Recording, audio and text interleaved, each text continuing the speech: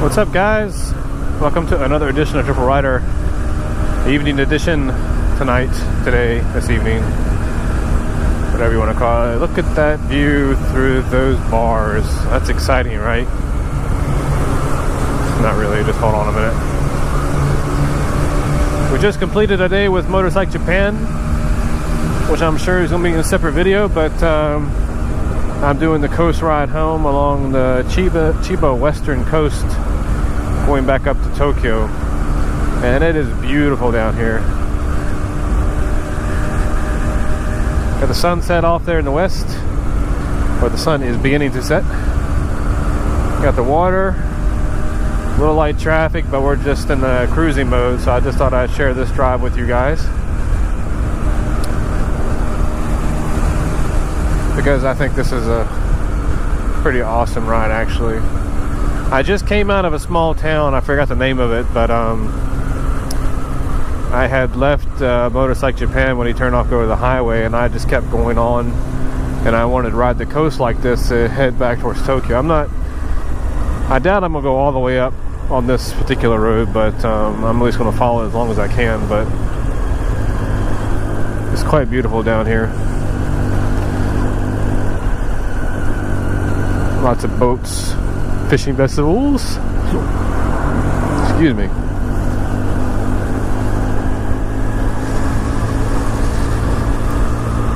Yeah, before today I had not spent much time in Chiba,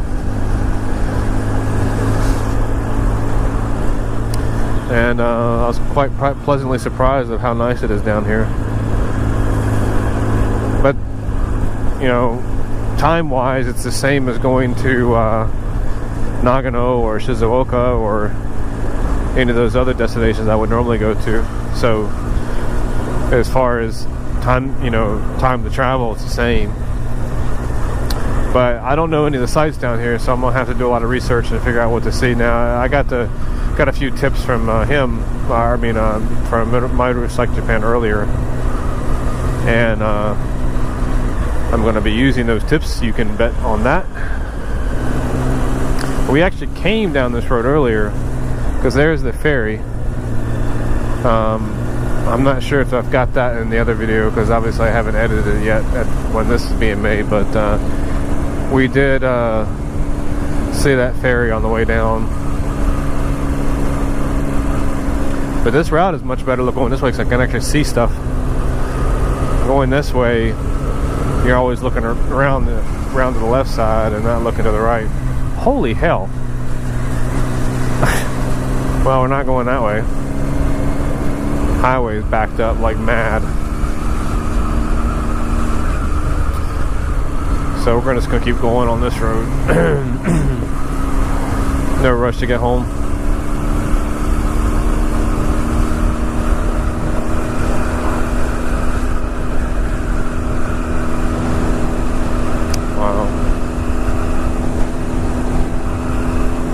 Kind of hot and sweaty now. I kind of want to go jump in that water.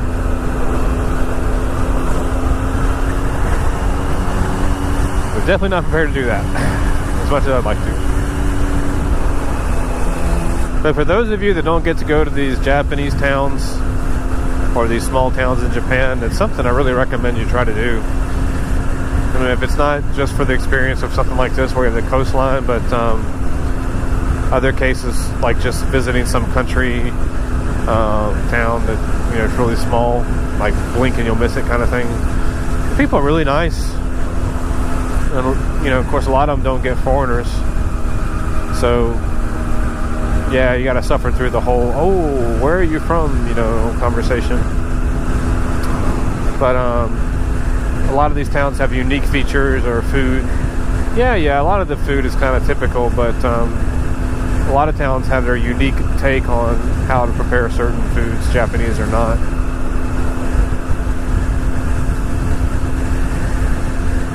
But I really like the small town life, actually. Yeah, nosy neighbors and not exactly many entertainment things to do, but the ultimate peace is definitely more important than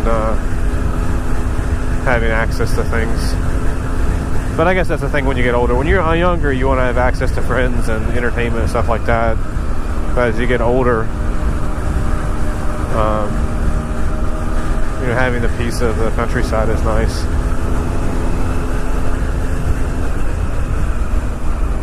Yeah, there's some pretty phenomenal houses down here. And they got some good views too. I'm living in the wrong spot. But the other problem with some of these small towns is the fact that a lot of them are really paranoid now over the case of what happened up north in the Fukushima area with the tsunami. And so a lot of the coastal towns have been rethinking their emergency plans, and people have been rethinking their property. You know, people moving out. Some prices have dropped, but I think a lot of the prices have recovered, I think. I have not honestly looked at the market in a lot of great detail, but I remember there was a lot of panic when the Fukushima stuff happened, and when the tsunami hit and just wiped these towns off the face of the map. But a lot of these, you know, right here where we are right now could be a danger zone. Highway to the danger zone. Something like that. Oh, come on, give me a little bit better view.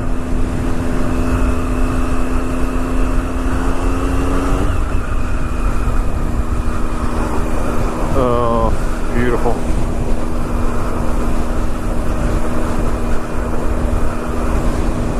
Nothing wrong with that.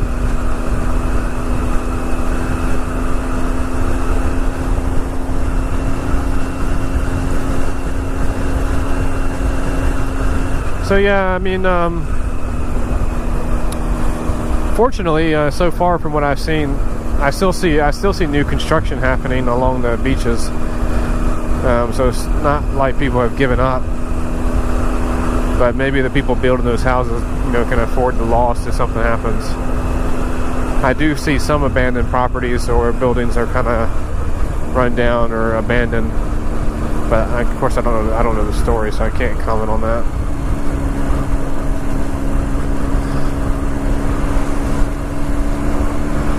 But definitely if you get down into the countryside, or even this area, this isn't so far from Tokyo. I'm not sure how the hell you get here without a car, but if you can rent a car, this is a good place to come. But of course I'm going to be biased and say you should get a bike, because a bike is definitely more fun and definitely easier to maneuver through traffic.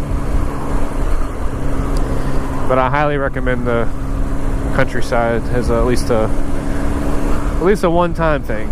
If you're really not into it, that's fine.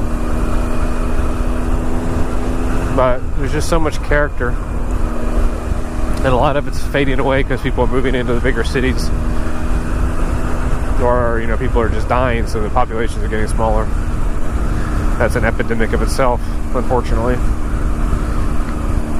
And I've had the pleasure of being able to talk to a lot of Japanese people and hear their stories and hear about their lives, and a lot of them come, you know, they were born before the war happened.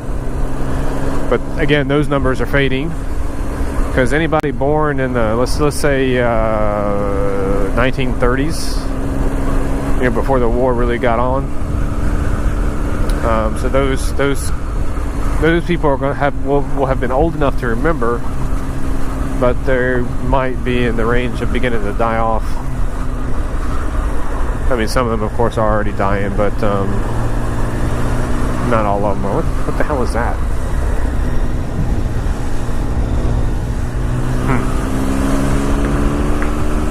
A pink congratulations van and trailer. Wonder what they use that for. And I'm a bit of a ramen addict, so I love coming to different places to try their ramen. Everybody has a different taste for ramen, though. There's a ramen website somewhere out there, I think, that's still around, and it does list different areas to get ramen, and Oh, they're just stopping. Okay. But everybody has different tastes. So you like different soup stock or different types of noodles, different toppings. You know, I'm a very traditional shoyu guy. I like shoyu ramen with a certain type of size of noodle, with some chashu, which is the pork meat they put on top, and maybe the tamago, or the egg topping, some green onion maybe, or not the green onion. Well, green onion's okay, but maybe some bamboo, and of course, what else am I forgetting? Oh, actually, I like wonton. Wonton is that how do I explain it? It's a little noodle that has some meat inside of it, and that meat can be pork, or it can be shrimp, or it can be a number of different things. But wonton shoyu ramen with the chashu pork and the negi, the green onion, and a little bit of fish meat, the bamboo, and some one little piece of like seaweed, like it's a square of seaweed. They just kind of set it on the side. That's perfect for me. But you know what? It's really hard to find that particular ramen in Tokyo of the style that I like, because Tokyo ramen is a bit more thicker. So the ramen soup itself is a bit more heavy, and I prefer a little bit lighter. I don't like that really heavy soup. So when you go to Tokyo and you get the ramen, either it can be miso ramen, shoyu ramen, tonkatsu ramen. The soup is always a bit thicker, and it's a bit hard for me to eat. So I prefer the lighter shoyu ramen usually. I don't mind. I don't mind eating tonkatsu or even miso ramen. That's perfectly fine. My first choice would be shoyu. And my absolute favorite ramen shop that I have found so far is a little tiny mom and pop shop way out in the mountains of Shizuoka. It's a little tiny shop, only has about maybe 8, 9, 10 seats maybe. And they're open from like 12 to 2. And maybe 5 to 7 for dinner. And once they run out of supplies for the day, they're done. Particularly with wonton. Wonton, that hurt. Wonton will go out pretty quickly because it's pretty popular. Alright, well, this looks like we're not seeing much more of the coastline. I think we're moving away from it now. Yeah, definitely. According to the GPS, we're moving inland. So we're going to wrap up this video. Thank you for watching my short little rant or discussion or storytelling, whatever you want to call it. I just got a chance to tell you about some of the Japanese small towns and some of my favorite food. Nothing wrong with that. So we'll wrap it up and we'll see you on the next one. Thanks for watching. See ya.